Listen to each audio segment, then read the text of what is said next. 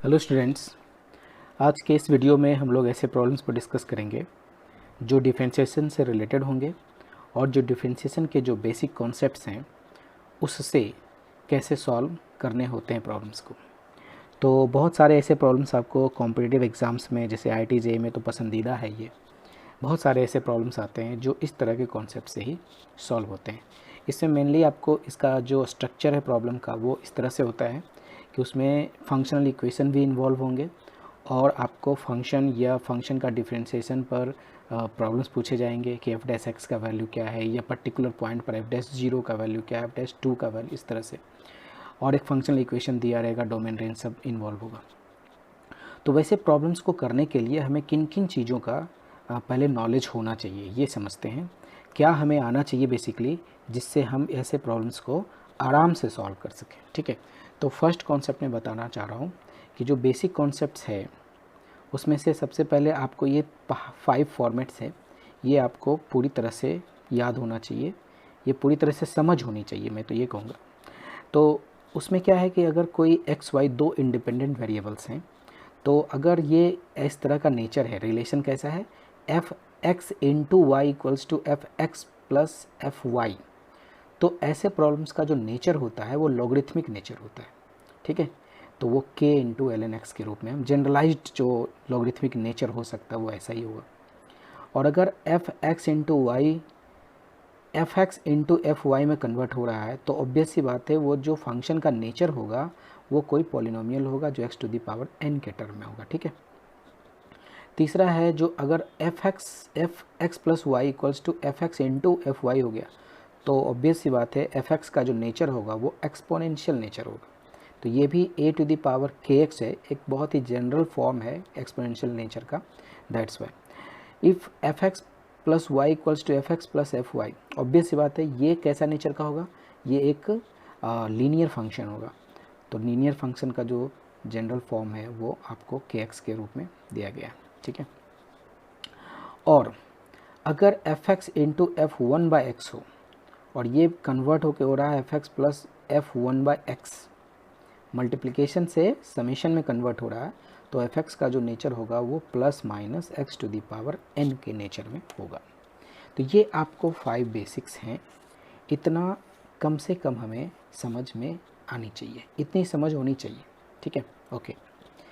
तो हम स्टार्ट करते हैं कि इस तरह के जो कॉन्सेप्ट से रिलेटेड प्रॉब्लम्स होंगे वो कैसे होंगे, उसका कैसा नेचर है, कैसा स्ट्रक्चर होता है इस प्रॉब्लम का। तो देखिए, फर्स्ट जो आपके पास मैंने दिया है क्वेश्चन वो कुछ ऐसा है। इसमें ये कहा गया है कि एफ एक्स जो एफ है उसका डोमेन माइनस इन्फिनिटी से प्लस इन्फिनिटी है और इधर को डोमेन जो है 0 से इन्फिनिटी है। ठीक है, और ये एक कंटिन्यूस फंक्शन है सच दैट रिलेशन कुछ ऐसा है, f x plus y is equal to f x plus f y plus f x into f y for all x y relate the member of real number. और एक condition ऐसा भी है कि f dash zero का value 1 है, तो आपको f2 का वैल्यू निकालना है और जो वैल्यू आएगा उसका ग्रेटेस्ट इंटीजर फाइंड आउट करना है। ओके, तो अभी देखिए आपके पास जो प्रॉब्लम दिया गया है उसमें जो फंक्शनल इक्वेशन है उसका जो नेचर है वो इस 5 फॉर्मेट्स में कोई भी नेचर से टैली नहीं कर रहा है। तो हम लोग क्या करेंगे, पहला टारगेट बनाएंगे कि वैसे फॉर्मेट में कन्वर्ट कैसे करें। ठीक है, जैसे मैं करके दिखाता हूँ आपको। एफ एक्स प्लस वाई जो आपको दिया गया था वो f x plus f y plus f x into f y दिया गया था। ठीक है, अब आप सोचो कि ये जो इधर का जो टर्म है इसमें अगर +1 कर दो तो इधर भी +1 करना पड़ेगा, और जब +1 आप करेंगे तो अब ये 1 प्लस एफ एक्स और 1 प्लस एफ वाई इस तरह से फैक्टराइज हो जाएगा। जैसे फैक्टराइज हो जाएगा तो आप देखिए जो नेचर है 1 plus something 1 plus something 1 plus something में आ गया। तो मान लेते हैं कि 1 प्लस एफ एक्स कोई लैम्डा एक्स टाइप का फंक्शन है। तो अगर x को आप रिप्लेस करेंगे x प्लस वाई से, तो यहाँ भी x को रिप्लेस करने का पड़ेगा x प्लस वाई से। ठीक है, और आप जानते हैं कि 1 प्लस एफ एक्स इसका वैल्यू है, इसको हम इससे रिप्लेस कर सकते हैं। So 1 plus f x plus y को हमने रिप्लेस कर दिया 1 plus f x into 1 plus f y से। अब आप सोचो ज़रा कि अगर lambda x equals to 1 plus f x है तो लेमडा वाई कितना होगा 1 प्लस एफ वाई, ठीक है। क्या ये वही चीज़ लिखा हुआ है? तो इसको हमने लेमडा एक्स से रिप्लेस किया और इस वाले टर्म को लेमडा वाई से रिप्लेस कर दिया, ठीक है। तो एक जो कैलकुलेशन के बाद, सिंप्लीफिकेशन के बाद जो बात आई सामने वो आया lambda x plus y equals to lambda x into lambda y. अब ये देखो f x plus y is equal to f x into f y वाला नेचर आ गया, जो इस नेचर को फॉलो कर रहा है, ठीक है ना। तो इस नेचर को जो भी फॉलो करेगा वो कैसे नेचर के फंक्शंस होंगे? एक्सपोनेंशियल फंक्शन होंगे। तो हम इसको मान सकते हैं कि जो लेमडा एक्स है वो ए टू द पावर के एक्स के फॉर्मेट में रहा होगा, ठीक है। अब आप सोचिए कि हमें टारगेट क्या दिया गया था कि ये फाइंड आउट करना, और कंडीशन क्या दिया हुआ f dash zero equals to 1। तो जो कंडीशन दिया रहे ना उसका यूज करना चाहिए फॉर फाइंडिंग कॉन्स्टेंट्स। तो अभी देखो यहाँ पर कांस्टेंट क्या है? ए टू द पावर के, राइट। इसको कैसे फाइंड आउट करेंगे? तो वो जो कंडीशन दिया हुआ है f dash zero equals to 1, इसका यूज करेंगे। तो लेमडा एक्स इक्वल्स टू हमने फाइंड आउट किया ए टू द पावर के x, so differentiate both sides. तो lambda dash x equals to x a to the power x l n a, इसका differentiation यही होगा। और इसको हम लिख सकते हैं एफ डैश एक्स के इक्वल, क्यों? क्योंकि लेमडा एक्स को हमने माना था 1 plus F dash. So if you differentiate both sides, so lambda x equals to lambda dash x equals to f dash x, obvious, ठीक है। Okay, so if you differentiate both sides here, so this is equal to this and this is equal to f dash x. Now you put x equals to 0, so f dash 0 equals to a to the power 0 into something 1 into k into ln a, or f dash 0 is given 1. So this is equal to 1. So we can say that x ln a equals to 1. So x may be raised to the k is raised to the a. So ln a to the power k equals to 1. So it is e to the power 1, e to the power 1, e to the power 1 equals to a to the power k. So यहाँ पर हमने जो constant का value है वो find out हो गया कि ए टू द पावर के का वैल्यू ई है, राइट। सो उसको हम यहाँ पुट कर सकते हैं। तो जब हमने पुट किया तो क्या हो गया कि lambda x equals to, actually में ए टू द पावर के एक्स था, ए टू द पावर के एक्स को हम लोग कैसे लिख सकते हैं? ए टू द पावर के whole to the power x, और इसका वैल्यू रिप्लेस करेंगे ई से, so e to the power x. So lambda x को हमने माना था 1 plus f x, that's why 1 plus f x equals to e to the power x. So f x का value हो गया e to the power x minus 1। So F2 चाहिए था ना, F2 का वैल्यू कितना हो गया? E to the power 2 minus 1, e to the power 2 का वैल्यू 7.387, क्योंकि ई का जो वैल्यू होता है वो होता है 2.718, ठीक है। तो आप इसका स्क्वायर करेंगे तो इतना आएगा -1, सो इट इज़ 6.387। अब इसका जो ग्रेटेस्ट इंटीजर होगा वो कितना होगा? 6। सो दिस इज द सॉल्यूशन। अब दूसरा एक और क्वेश्चन करके देखते हैं।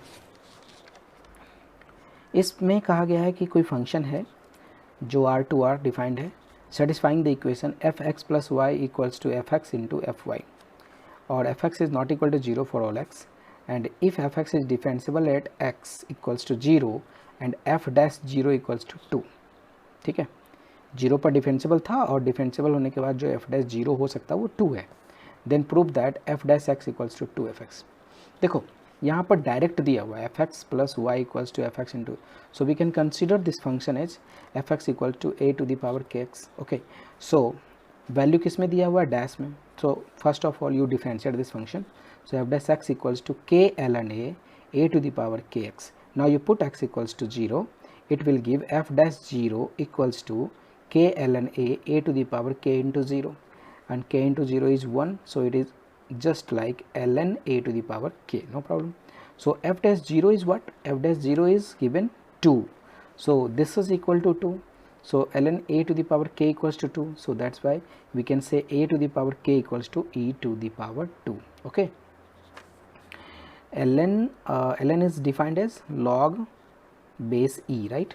So a to the power k equals to 2, so if you solve this, a to the power k equals to e to the power 2. Okay, so here this. Now हमारा जो function था वो क्या था, a to the power के x, right. So it is written like a to the power के whole to the power x, and a to the power k is defined as e to the power 2. So it is 2x e to the power 2x. इसलिए f x equals to e to the power 2x. That's why f dash x equals to 2 e to the power 2x, and e to the power 2x is defined as fx, so it is 2fx. So f dash x equals to 2fx proved. Now अब एक बात और, ये तो आपने अभी देखा कि वो जो हमने 5 जो कॉन्सेप्ट जो 5 जो आपको मेन फंडे थे उसका एप्लीकेशंस कैसे होंगे.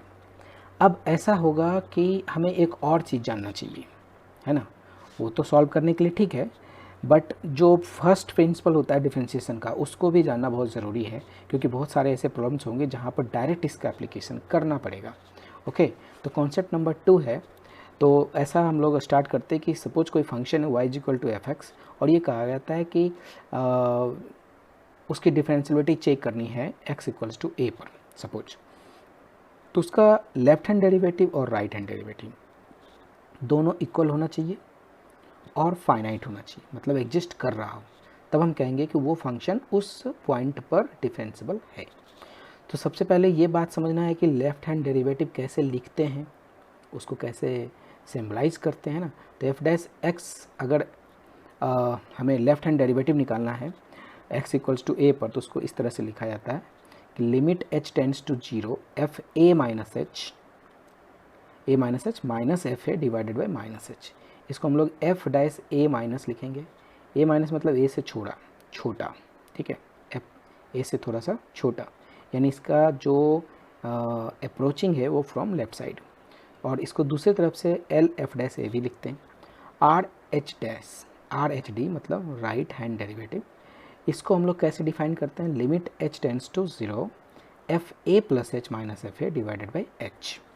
इसको सिम्बलाइज करते हैं f dash a plus means approaching from right hand side to the point a. So this is equal to R f dash a. Okay, so इस तरह से हमने लेफ्ट हैंड डेरिवेटिव और राइट हैंड डेरिवेटिव को कैसे लिखना चाहिए ये यहाँ पर मैंने बताया है. मैं एक बात बता दूँ क्लियर करके कि ये लिखने में ही अक्सर लोगों को प्रॉब्लम होता है. सो ये लिखना बहुत ज़रूरी है और ये आना चाहिए. अगर ये आता है आपको लिखने, तभी आप प्रॉब्लम को आगे सॉल्व कर पाओगे. इसलिए इस पर प्रैक्टिस करनी चाहिए आप लोगों को. आप इस पर ज़्यादा से ज़्यादा प्रैक्टिस करें, कैसे लिखना चाहिए वो एकदम बिल्कुल सही तरीके से आना चाहिए. ओके, तो एक पॉइंट हमारा ये पता चल गया कि लेफ्ट हैंड डेरिवेटिव और राइट हैंड डेरिवेटिव किस तरह से डिफाइंड होता है, किस तरह से लिखा जाता है. ठीक है, okay. Now second point is कि ऐसा भी क्वेश्चन मतलब ये कॉन्सेप्ट इस तरह से है कि अगर कोई फंक्शन डिफरेंशिएबल है तो डिफरेंशिएबल होने के लिए उसके क्या बेसिक कंडीशंस होने चाहिए, राइट. तो लेफ्ट हैंड डेरिवेटिव और राइट हैंड डेरिवेटिव जो अभी आपने देखा वो दोनों इक्वल होने चाहिए, और साथ में ऐसे इक्वल होने चाहिए कि दोनों का कुछ फाइनाइट वैल्यू होना चाहिए. जैसे इसका भी वैल्यू 5 आया, इसका भी वैल्यू 5 आएगा, तो दोनों इक्वल हो, फाइनाइट हो. ठीक है, अब ऐसा नहीं कि इसका वैल्यू आ गया 0/0, इसका भी 0/0 आ गया, तो दोनों इक्वल तो हो गया लेकिन फाइनाइट नहीं है ना, वो इनडिटरमिनेट फॉर्म में आ गया, तो वो डिफरेंशिएबल नहीं हुआ. ठीक है, मतलब इक्वल भी होने चाहिए और कुछ फिक्स्ड वैल्यू आने चाहिए, कुछ रियल फिक्स्ड वैल्यू. ठीक है, डेफिनेट वैल्यू. अच्छा, तो L H D left hand derivative और एच डी, इसको अपन ऐसे भी शॉर्टकट में लिख सकते हैं. तो ये फाइनाइट होना चाहिए. अब कहाँ कहाँ डिफरेंशिएबल किस कंडीशन में नहीं हो सकता है, तो कह रहा है कि मान लो कि दोनों एग्जिस्ट कर रहा हो. ठीक है, एग्जिस्ट कर रहा हो मतलब कुछ इसका वैल्यू आ गया, कुछ इसका वैल्यू, मान लो इसका वैल्यू 2 आ गया, इसका वैल्यू 3 आ गया, तो दोनों इक्वल तो नहीं है ना. तो लेकिन डेफिनेट वैल्यू आ रहा था, तो कह रहा है डेफिनेट वैल्यू आ रहा है बट अगर इक्वल नहीं है तो डिफरेंशिएबल नहीं होगा. ठीक है, दूसरा आइदर और both this and this are not finite. कहने का मतलब है या तो कोई ये चाहे ये फाइनाइट नहीं आए, या दोनों में कोई फाइनाइट नहीं आए, तब भी वो डिफरेंशिएबल नहीं होगा. तीसरा कंडीशन ये है कि आइदर और both this and this do not exist, मतलब या तो ये एग्जिस्ट नहीं कर रहा हो या ये एग्जिस्ट नहीं कर रहा हो या दोनों एग्जिस्ट नहीं कर रहा हो, तो भी function differentiable x equals to a पर नहीं हो सकता है. ठीक है, तो ये 3 पॉइंट्स थे कि कब कब नहीं होगा, और इस पॉइंट में हमने डिस्कस किया कि अगर होगा तो क्या कंडीशन होना चाहिए, किस तरह के कंडीशंस में हम ये बात करेंगे कि ये डिफेंसिबल है, और यहाँ पर था कि कैसे लिखने चाहिए लेफ़्ट हैंड डेरिवेटिव को, राइट हैंड डेरिवेटिव को लिखने का क्या तरीका है। ठीक है, ये 3 पॉइंट्स। अब एक इंटरेस्टिंग बात यह है कि ऐसे दुनिया में कौन कौन से फंक्शन हैं, ऐसे जो किस टाइप के नेचर के फंक्शंस हैं जो ऑलरेडी डिफेंसिबल होते हैं, उसमें नॉन डिफेंसिबल होने का बात ही नहीं।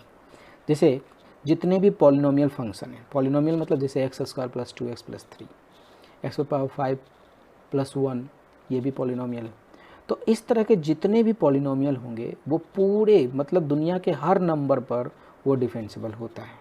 ये बहुत इंटरेस्टिंग बात है। दूसरा कहता है जितने भी कांस्टेंट फंक्शन है, जैसे y = 2, y = 5, y = -1, y = 0, ये सब के सब डिफेंसिबल होते हैं। ठीक है, ट्रिगोनोमेट्रिक फंक्शन भी अपने डोमेन में सारे जो उनके डोमेन से उसमें वो डिफेंसिबल होता है। ITF भी अपने डोमेन में डिफेंसिबल होता है। एक्सपोनेंशियल फंक्शन भी -∞ से +∞ के बीच हमेशा डिफेंसिबल फंक्शन होता है। लॉगरिथमिक फंक्शन भी अपने डोमेन में हमेशा डिफेंसिबल फंक्शन होता है। ठीक है, तो ये जो आपके पास 5 महत्वपूर्ण जो कॉन्सेप्ट हैं ये भी आप याद रखें, मतलब अच्छी तरह से समझ लें। अब क्वेश्चंस कैसे करना है, ठीक है।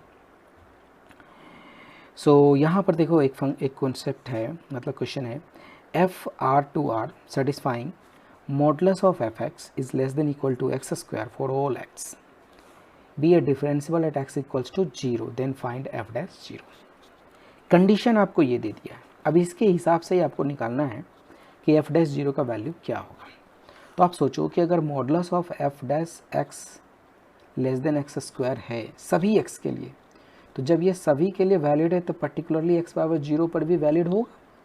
ठीक है ना, तो जैसे ही आप x = 0 पुट करेंगे ये क्या हो जाएगा, modulus of f0 is less then 0, 0² mean 0, मतलब ये कंडीशन आ गया। अब आप सोचो खुद से कि कोई भी चीज़ का mod less than equal to 0 बोल रहा है, मतलब ये सिर्फ और सिर्फ तभी पॉसिबल है जब f(0 = 0 रहा होगा, क्योंकि निगेटिव तो हो नहीं सकता, तो 0 ही हो सकता है, तभी ना ये कंडीशन सेटिस्फाई करेगा। सो दैट्स वाई f(0 = 0 आ गया।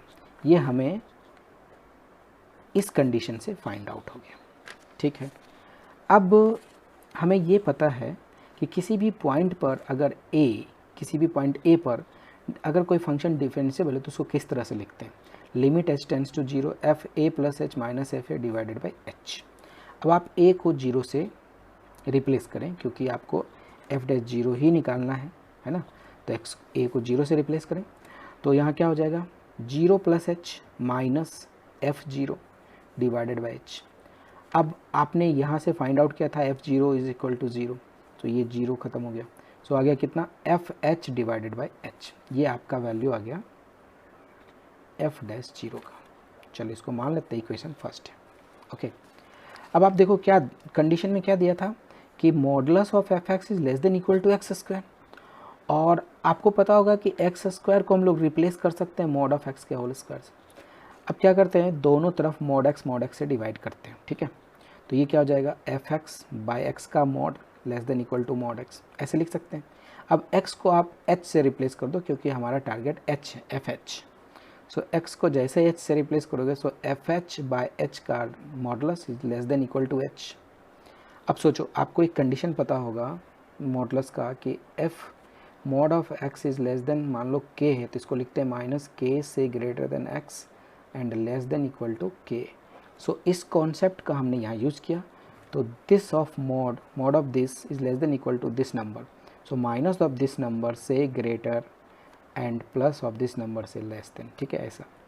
अब आपको क्या है, आपको चाहिए लिमिट h टेंड्स टू 0, तो जैसे आप लिमिट h टेंड्स टू 0 लगाएंगे, ठीक है ना, जैसे आप लगाएंगे तो क्या हो जाएगा, ये तो 0 आ जाएगा, इसका वैल्यू देखो, जैसे ही h टेंड्स टू 0 होगा तो इसका वैल्यू 0, इसका वैल्यू भी 0।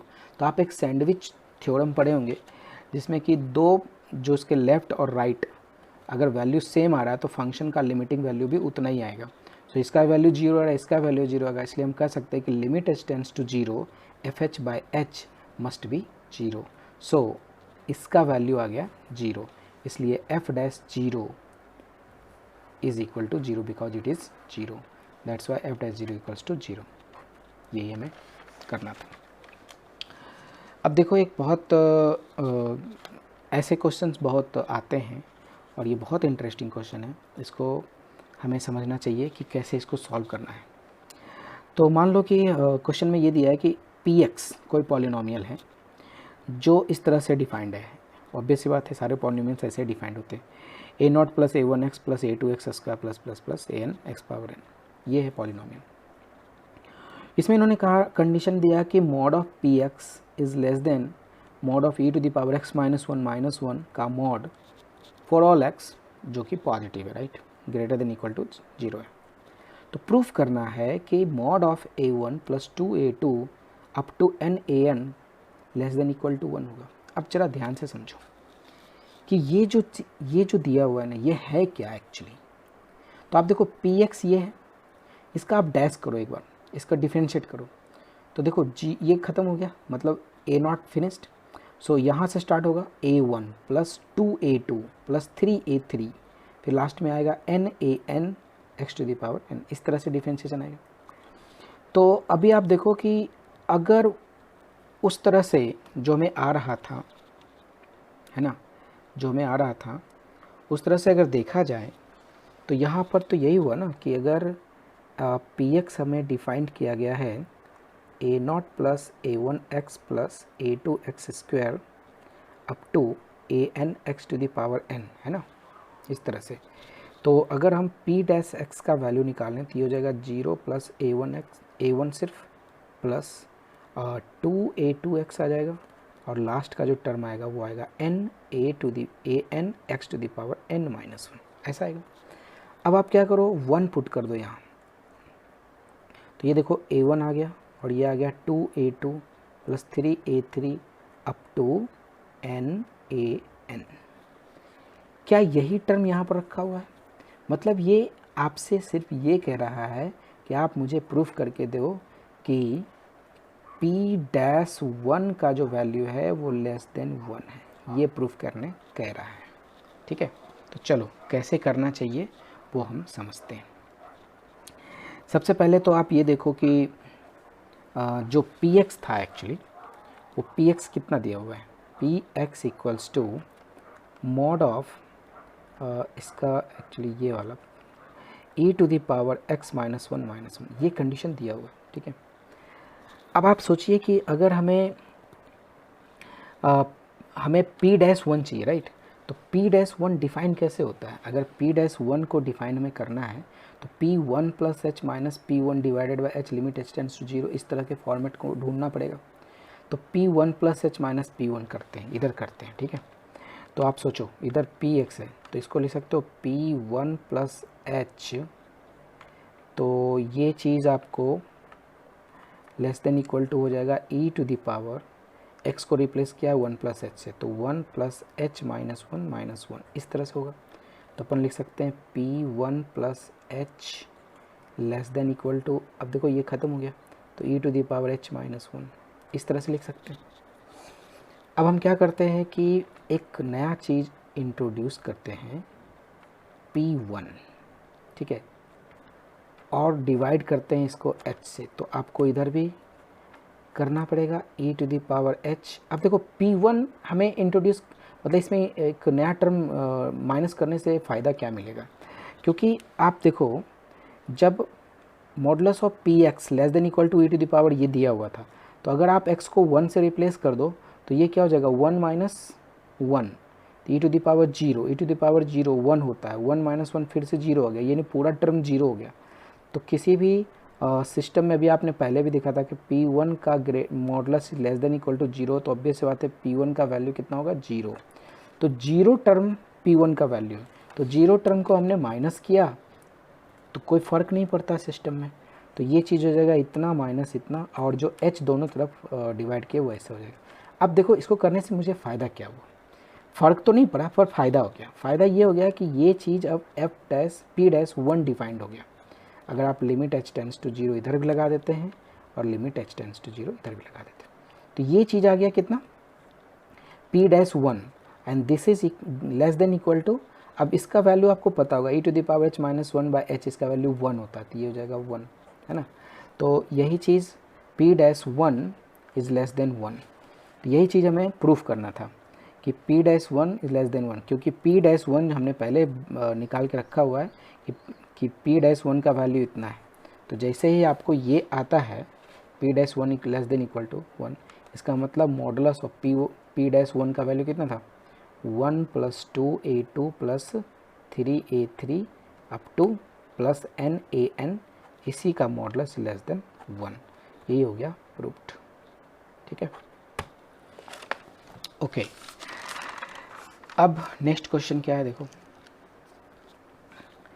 नेक्स्ट क्वेश्चन है कि अगर f be a function such that fx plus y equals to fx plus fy for all xy is the member of real number and fx equals to 2x square plus 3x into gx where gx is a continuous function और g0 का value 3 दिया हुआ, then find f dash x।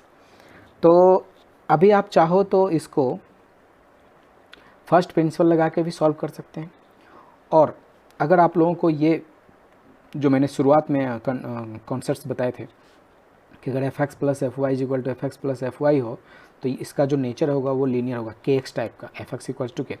तो दोनों method से solve हो सकता है ये क्वेश्चन। ठीक है, तो चलो फर्स्ट मेथड हम लोग सॉल्व करते हैं जिसमें हम फर्स्ट प्रिंसिपल का यूज़ करेंगे। तो हमें चाहिए एफ डैश एक्स, तो एफ डैश एक्स कैसे डिफाइंड होता है, x plus h minus f x divided by h, h tends to 0।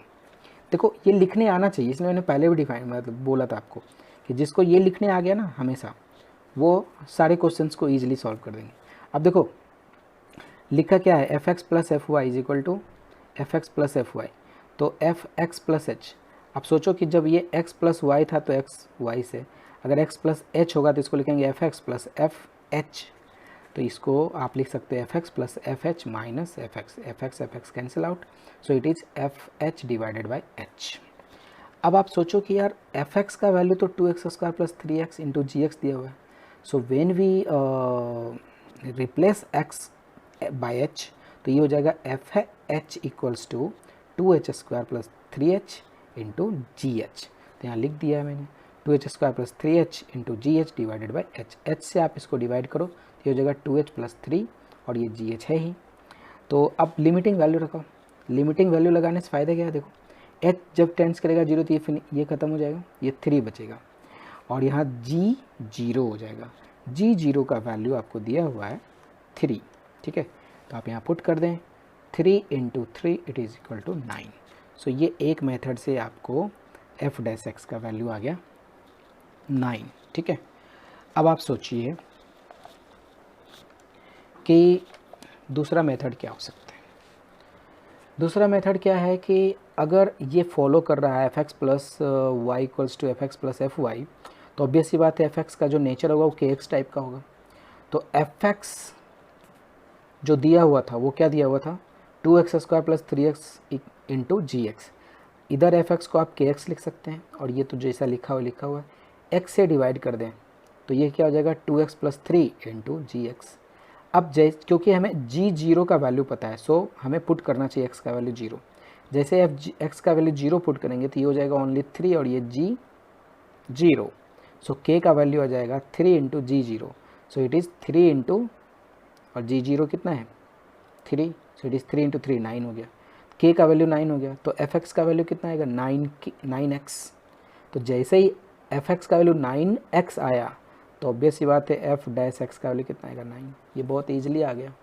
ठीक है, तो आप ऐसे भी कर सकते हैं और उस तरह से जो फर्स्ट प्रिंसिपल था उस तरह से भी कर सकते हैं। दोनों मेथड में आप एक्सपर्ट होइए, ज़्यादा अच्छा रहेगा। दोनों मेथड में एक्सपर्ट होना चाहिए, क्योंकि कभी कभी कोई प्रॉब्लम में ये ज़्यादा फास्ट हो जाता है, कभी ये वाला प्रोसेस भी बहुत फास्ट होता है।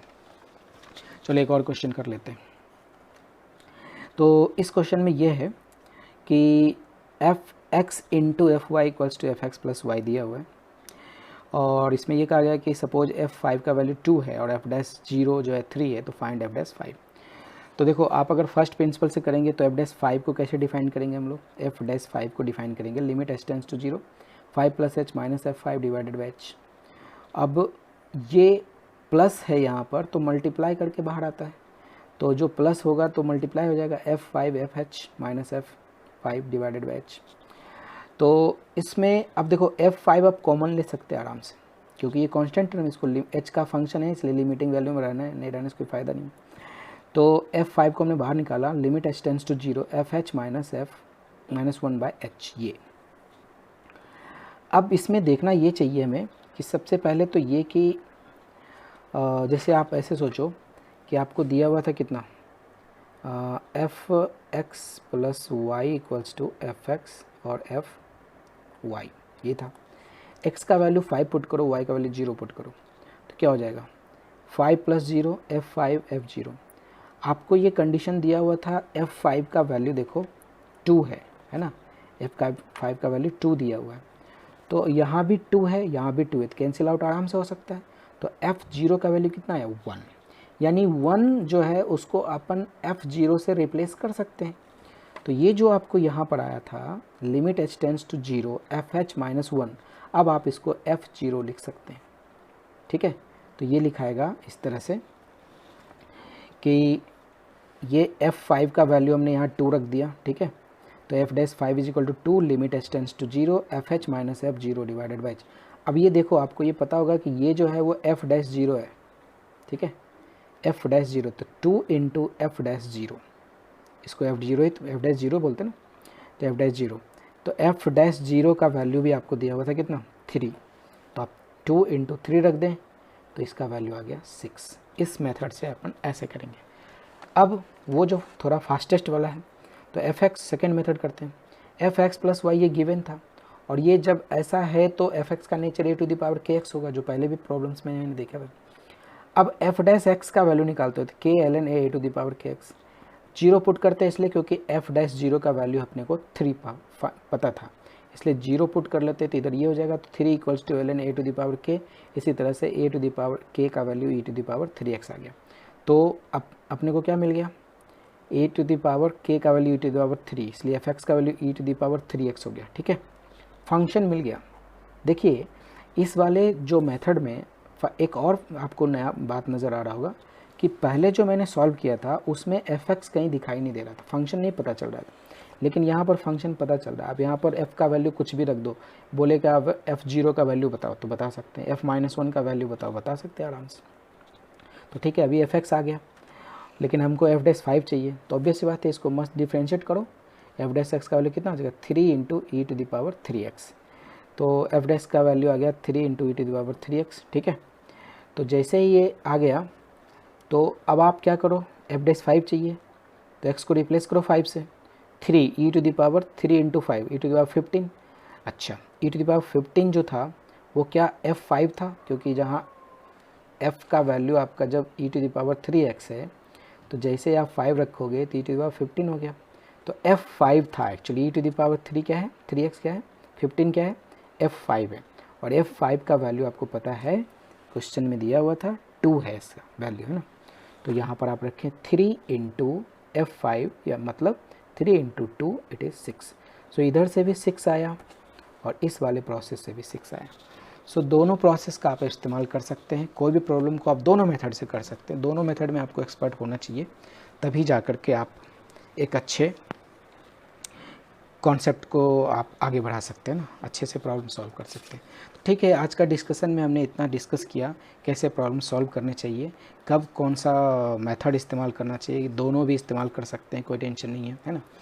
तो ऑब्जेक्टिव बनाने में ज़्यादा यही अच्छा होगा कि आप वो जो 5 फॉर्मेट्स जो एकदम स्टार्टिंग में मैंने डिस्कस किए नेचर ऑफ फंक्शन का, उसको आप अच्छे से समझ लें, ऑब्जेक्टिव में वो फास्ट देगा आंसर, है ना। अब आपका टर्न क्या है, अब आप भी कुछ करें। तो आपके लिए जो कुछ प्रॉब्लम्स मैंने कलेक्ट किए हैं वो इस तरह से है कि if f(x plus 2y/3 equals to f(x plus 2fy/3) और f'0 1 है, f0 2 है, तो आपको फाइंड आउट करना है फंक्शन, ठीक है। आंसर इधर है। दूसरा क्वेश्चन ऐसा है कि if modulus of a1 sin x a2 sin 2x, इस तरह से ये less than mod of sin x है, तो प्रूफ करना है ये। इस तरह के एक प्रॉब्लम मैंने डिस्कस किए थे, तो आप उसका हेल्प लेके इसको सॉल्व कर सकते हैं। तीसरा है f x plus y by three is equal to 2 plus f x plus f y by three and f dash 2 equals to 2, then find f x. Answer इधर है, ठीक है। फोर्थ नंबर का प्रॉब्लम ये कहता है कि if x R to R be a function satisfying f x plus y is equal to f x plus lambda x y plus 3x square y square for all x y the member of real number and f3 equals to 4 and f5 equals to 52, then find f dash x। ये answer. Fifth number और last question, fx equals to gx by x, ये given है। gx is not equal to 0 and f0 is 0 दिया हुआ है। g0 and g dash 0 दोनों का value भी 0 है और एक g डबल डैश 0 भी 17 है। तो आपको फाइंड आउट करना है f डैश 0 क्या होगा, वो 17/2 यानी 8.5 आएंगे, ठीक है। ओके गाइस, तो आज के जितने डिस्कशन हुए मैं समझता हूँ कि आप अगर इस पर पूरा प्रैक्टिस करेंगे तो आपको बहुत फ़ायदा होगा और आप बहुत सारे क्वेश्चंस भी अपने मन से कर सकते हैं। कोशिश ये कीजिए कि एक बार ये वीडियो देख के, पूरा देख के, जब भी कभी आप देखने बैठते हैं ना कोई भी वीडियोस, तो आप अपना एक पेन एंड कॉपी लेके बैठा कीजिए साइड में, नोटबुक, उसमें आप लिखते रहें जो जो कॉन्सेप्ट डिस्कस किए जाते हैं किसी भी वीडियो में टीचर्स के द्वारा, तो आप उसको ना लिखते रहें। बहुत सारे बात बात में बीच में हम लोग बहुत अच्छे कुछ बातें लोग बोल देते हैं, उसको नोट करना चाहिए और वही बात बहुत सारे प्रॉब्लम्स को सॉल्व करने के लिए इम्पोर्टेंट हो जाता है। तो ठीक है, अब आप इन सभी प्रॉब्लम्स को करें, जो प्रॉब्लम होगा आप मुझे बताएंगे। Okay, thank you, bye bye.